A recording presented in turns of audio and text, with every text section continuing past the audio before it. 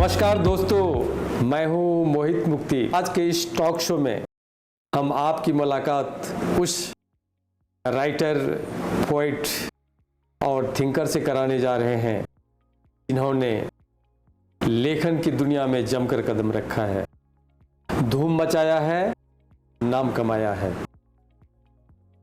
उस शख्सियत का नाम है अभिनव शंकर, जिसकी रचना जीवन का गणित अमेजन पर बेस्ट सेलर रही है।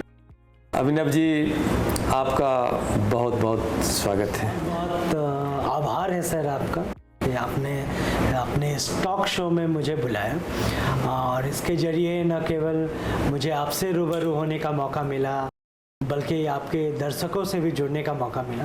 तो एक बार फिर से हार्दिक आभार इस बात के लिए। सबसे पहले मैं चाहूँगा कि आप अपने बारे में कुछ बताएं। अपने बारे में बताना थोड़ा अटपटा सा लगता है, कहाँ से शुरुआत करें। जन्म स्थान कहें तो झारखंड का एक बहुत छोटा सा कस्बा है गोमू, मैं वहाँ से आता हूँ और प्रारंभिक शिक्षा दीक्षा सब वहीं हुई। उसके बाद मैंने इलेक्ट्रिकल इंजीनियरिंग से बीटेक 2011 में की और फिर एक स्विस मल्टीनेशनल एबीबी है, मैं उसमें करीबन 4 साल तक कार्यरत रहा। काम के सिलसिले में कई देश विदेश कई जगहों पे रहना हुआ और अंततः तो गत्वा फिलहाल भारत सरकार का एक महारत्न उपक्रम है steel authority of India limited, मैं उसमें कार्यरत हूँ। आपका बचपन कैसा? बचपन मुझे ऐसा लगता है कि मैं बचपन माँ के साथ गुजरा और मेरे जीवन में मैंने जो भी पाया है वो मम्मी के कारण ही पाया है। तो बचपन और चूँकि बचपन माँ के अंक में गुजरा तो मुझे ऐसा लगता है कि मेरे जीवन का जो सबसे सर्वश्रेष्ठ समय रहा वो मैं यही कहूँगा कि मेरा बचपन था। उसका एकमात्र कारण यही था कि माँ का प्यार मुझे इतना मिला कि फिर मुझे और कहीं और किसी से और बाहर न दोस्तों की जरूरत पड़ी ना कहीं ना कि मम्मी मेरे लिए ना केवल दोस्त थी बल्कि टीचर भी थी, फिलोसफर भी थी, गाइड भी थी, ठीक है। और इतना प्यार उन्होंने दिया कि मुझे आज तक किसी और के प्यार की बहुत जरूरत नहीं पड़ी। क्या बचपन में नटखट भी थे क्या? नटखट था, काफी नटखट, थोड़ा था कि काफी था? काफी था और बहुत बार और मार भी खाई है, लेकिन मम्मी नहीं मारा है हमेशा। मार भी खाई तो मम्मी की खाई, प्यार भी मिला तो उन्हीं का मिला और नटखट और शरारतें भी की तो उन्हीं के साथ की। नहीं, बदमाश तो मैं बहुत था। हाँ। अच्छा, चलिए, लिखने की शुरुआत कब हुई और इसका इंस्पिरेशन आपको कहाँ से मिला? लिखने की शुरुआत ना एक बड़े मतलब अकस्मात हुई। मैं क्लास 2 या 3 में रहा हूँ और अचानक ही जो हिंदी की शिक्षिका थी हमारी, उन्होंने कहा, एक विषय दिया और उन्होंने कहा कि कोई 2-4 पंक्तियाँ लिखने की और सबने अपने अपने हिसाब से पंक्तियाँ लिखी और मैंने भी लिखे थे। और जब मेरी कॉपी उन्होंने देखी तो उन्होंने बोला कि अगर तुमने ये खुद से लिखा है, कहीं से कॉपी नहीं किया, तो तुम आगे जाके अच्छे कवि बनो। तो वो बात ना शायद मन में एक घर कर गई और फिर मैं एक लिखने में रुचि बनती चली और एक साहित्यिक यात्रा का एक वो चल पड़ा उसके साथ ही समानांतर मेरी पढ़ाई के साथ। पहले स्कूल के मैगजीन्स में, फिर कॉलेज के मैगजीन्स में छपने से, फिर अखबारों में छपना शुरू हुआ और इस साहित्यिक यात्रा का एक महत्वपूर्ण पड़ाव तब आया जब मेरी पहली काव्य संग्रह जीवन का गणित प्रकाशित हुआ और बहुत ही कम समय में देश विदेश में ऐसे हिंदी के पाठकों का भरपूर स्नेह मिला। इतना स्नेह मिला कि बहुत ही कम समय में ये अमेजन के बेस्ट सेलर में अपनी उपस्थिति दर्ज करवाने में सफल रही और ये लिखने पढ़ने का ये क्रम जो है आज भी जारी है। एक उपन्यास मैं अभी लिख रहा हूँ और इसके साथ ही एक गज़लों का एक संग्रह भीगा चांद भी आने वाला है। वो भी प्रकाशन के वो प्रोसेस में है। और उसी तरह अंग्रेजी पोएम्स का एक कलेक्शन द रेड ओलेंडर, वो भी बस अब प्रकाशित होने वाला। लिखने के लिए पढ़ना कितना जरूरी होता है? लिखने के लिए पढ़ना बहुत जरूरी है और बिना पढ़े लिखने के अपने खतरे। तो इसलिए अच्छा लिखने के लिए बहुत ज़रूरी है कि अच्छा पढ़ा जाए। बात वही है, इनपुट होगा तभी आउटपुट हो सकता है। अच्छा आउटपुट मिलने के लिए अच्छा इनपुट होना चाहिए। हाँ, एक बात मैं जोड़ना चाहूँगा कि जरूर नहीं, पढ़ने का तात्पर्य सिर्फ ये नहीं है कि अच्छे लेखकों को पढ़ा जाए, अच्छी कृतियाँ पढ़ी जाए। दिलों को भी पढ़ना चाहिए, आना चाहिए। दिलों को भी पढ़ लिया जाए, मन को भी पढ़ लिया जाए, वातावरण को भी पढ़ लिया जाए। इससे भी लिखने में बहुत निखार आता है। साहित्य में आपको रचनाकारों की दृष्टि निरपेक्ष लगती है? वहाँ भी कोई प्रेजुडिस होता है? नहीं, साहित्यकारों में भी पूर्वाग्रह होते हैं, इस बात से इनकार नहीं किया जा सकता। और उसका कारण भी ये है कि साहित्यकार भी तो समाज से ही आते और समाज में पूर्वाग्रह है, वो साहित्यकारों में भी थी। लेकिन सच्चा साहित्यकार वही है जो जितना हो सके, मुश्किल है ये काम, लेकिन पूर्वाग्रहों से मुक्त हो, निरपेक्ष हो, क्योंकि तभी उसकी कृति भी वास्तविक रूप से साहित्य कहला पाए। जितने भी बड़े साहित्यकार हैं, रविन्द्रनाथ टैगोर हो गए, प्रेमचंद हो गए, तो आप देखेंगे कि उनमें ये निरपेक्षता है। शायद इसीलिए वो इतने बड़े हैं। तो इसलिए बड़ा होने के लिए, साहित्यकार सच्चे अर्थों में होने के लिए निरपेक्ष होने की कोशिश जरूर करनी चाहिए। साहित्य समाज का आईना होता है या टॉर्च, या दोनों?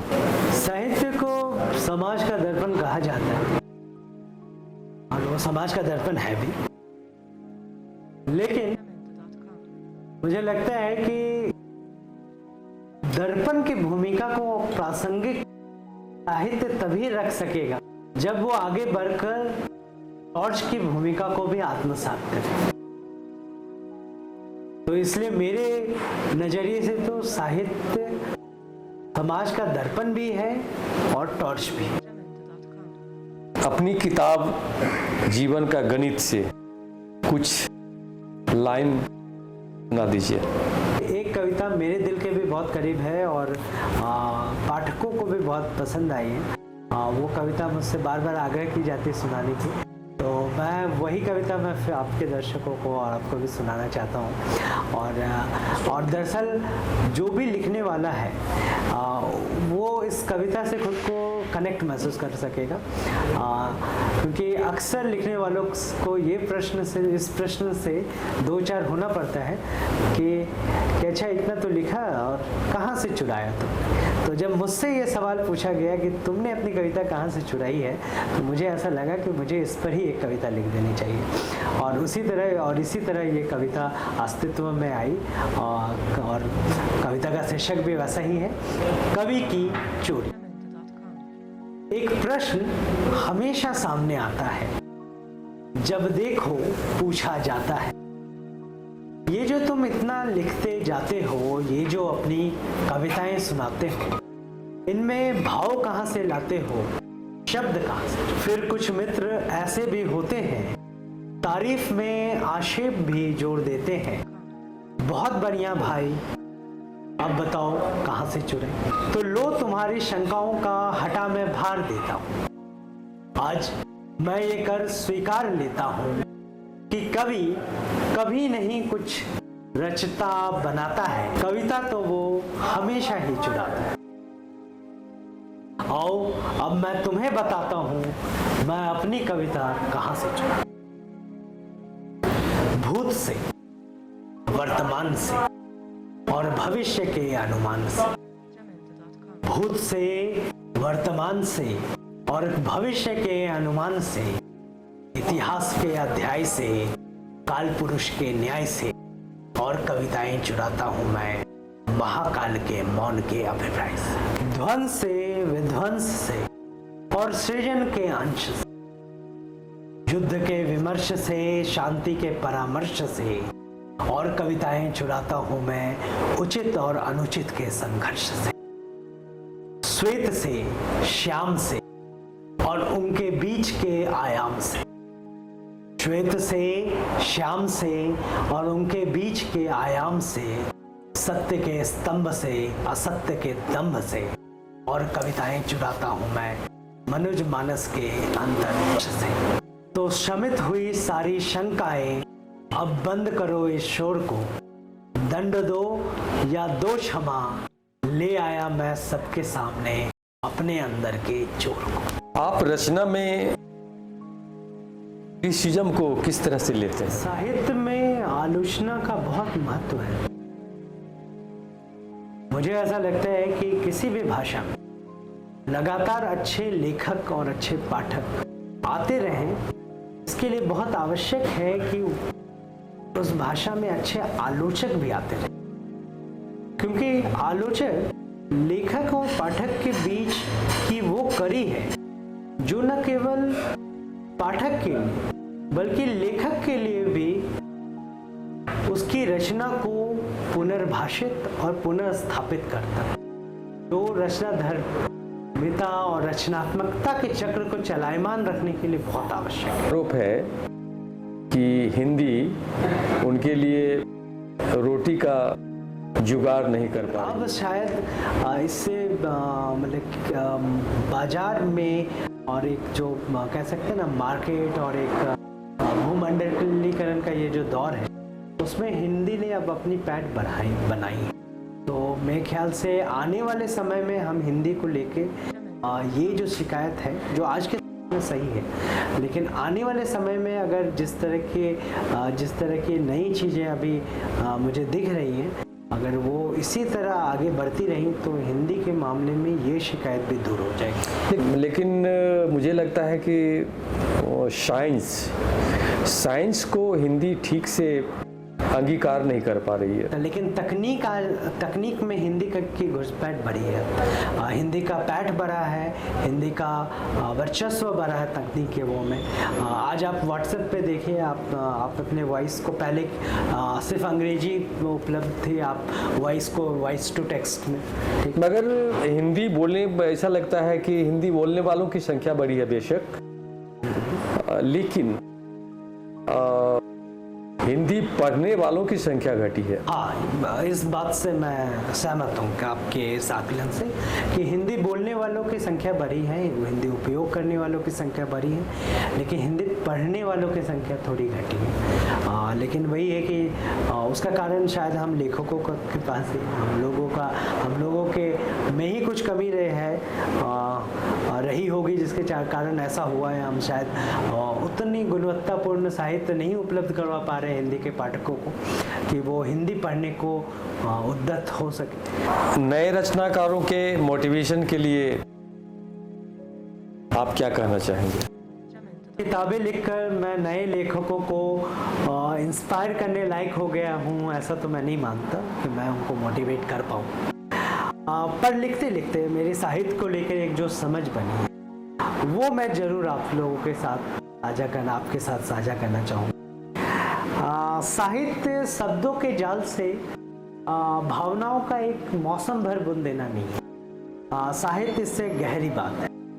साहित्य के लिखने के लिए इससे थोड़ा गहरा होना पड़े, और मेरा ख्याल है कि जब तक कोई रचना अपने विषय के संदर्भ में जीवन का कोई नया दर्शन उद्घाटित नहीं करती, कोई नवीन दृष्टिकोण प्रतिपादित नहीं करती, सत्य का कोई नया पक्ष प्रकाशित नहीं करती, विचारों का कोई नया आयाम प्रस्तुत नहीं करती, तब तक वो साहित्य नहीं। ये किसी रचना के साहित्य होने की आधारभूत अर्हता है और इसलिए अपनी रचनाओं को साहित्य कहने के लिए हमें साहित्य के इस अवयव का जरूर ध्यान रखना चाहिए। हाँ, ये हमारा लेखन चातुर्य हो सकता है कि हम इसको कितनी सहजता से, कितनी सरलता से और कितनी रोचकता के साथ पाठकों तक प्रस्तुत करें ताकि ये उपदेशात्मक ना। आपने मेरा आमंत्रण स्वीकार किया और इस कार्यक्रम में आने की तकलीफ की, इसके लिए आपको मैं हृदय से धन्यवाद देता हूँ। बहुत बहुत धन्यवाद। ये मेरे लिए गौरव की बात रही कि मुझे अपने विचारों को आपसे साझा करने का, आपके दर्शकों से साझा करने का एक मौका मिला। आपने बहुत सारे ऐसे प्रश्न पूछे जिनके लिए मैं बहुत तैयार नहीं था। फिर मुझे भरोसा है कि वो आपके जो दर्शक हैं वो मेरे उत्तरों से सहमत होंगे या असहमत होंगे, लेकिन वो मेरे उत्तरों से जरूर संतुष्ट होंगे कि मैंने अपने नज़रियों को जितनी ईमानदारी के साथ मैं रख सकता था मैंने आपके साथ रखा है। तो और एक बार फिर बहुत बहुत धन्यवाद आपका कि आपने मुझे इस शो का हिस्सा होने का एक मौका दिया। Okay, thank you.